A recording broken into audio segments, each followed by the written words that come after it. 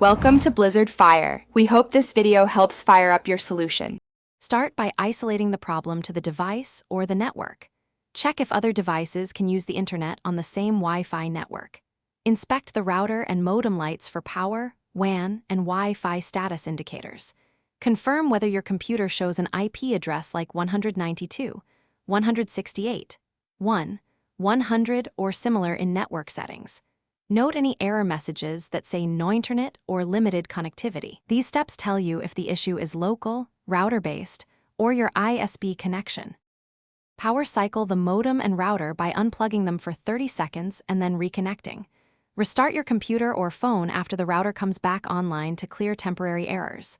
On Windows, open Command Prompt and use ipconfig release then ipconfig renew to get a fresh IP. Flush DNS using ipconfig/flushdns to remove stale records.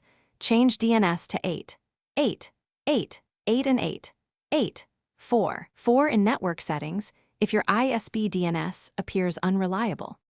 Log into the router admin page and update firmware to resolve known connectivity bugs. Check the Ethernet cable and connect a laptop directly to the modem to confirm ISP service. Disable and then enable your device Wi-Fi adapter or perform a network adapter reset in settings to repair driver glitches.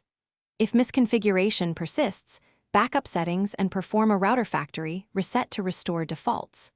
Finally, contact your ISP if the modem shows no upstream signal or the problem continues. Thanks for watching. If you found this helpful, don't forget to like and subscribe.